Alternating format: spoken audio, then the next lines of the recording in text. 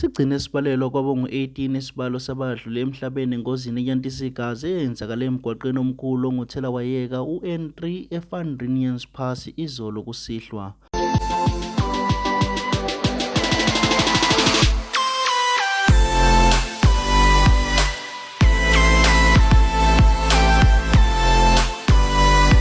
Buko lesithuhle TV sakubingelela ungakhohlwa ukuncofoza u-like, follow, subscribe ukuze siqhubeke sikwethelele zonke izangena zasematheni.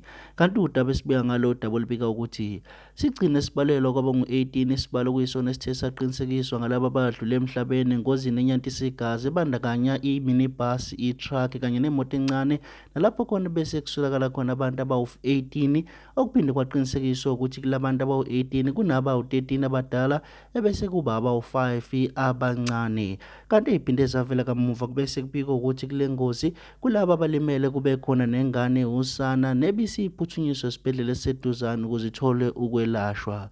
Kanti le ngozi iphinde yadala ukuthi kube nesiminyaminya nesiholele ukuthi ke ugcine uvalwa lo mzila, nalapho khona bese inxuswa abashayeli ukuba basebenzise omunye umzila noma abanye ophawini, ebese ingena kamuva bese iqinisekisa ukuthi umgwaqo usuvulekile kuyahambeka, kodwa ukuklina nokukhuculula kuzoqhubeka ntambama, nobese inxuswa abashayeli ukuthi ngekhathi zantambama balindele ukuthi kungase kube khona i-traffic ekhona, so bayanxuswa ukuthi basebenzise eminye imizila ukuze bekwazi ukufika la baya khona ngesikhathi esifanele. Mbuko lesithuhle TV ngaphambi kokuba ligoqela lolu daba sidlulisa amazwi enduduzo emndenini kuyihlobo nakubona bonke abathe balahlekelwa abantu ababathandayo kule ngozi, ebese sinxusa abashayeli ukuthi bashayele ngokucophelela njengoba isimo seweda singesihle kwezinye zezindawo. Kanti-ke mina Mbuko lesithuhle TV ngiligoqela lolu daba ungakhohlwa ukuncofoza u-like, follow, subscribe ukuze siqhubeke sikwethulele zonke izangena zasematheni.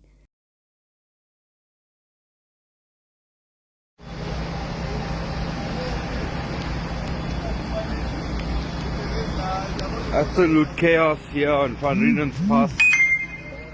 Very bad, very bad accident.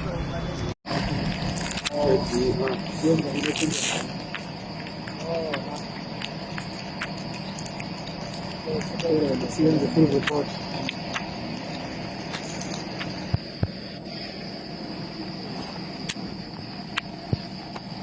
There's a full report.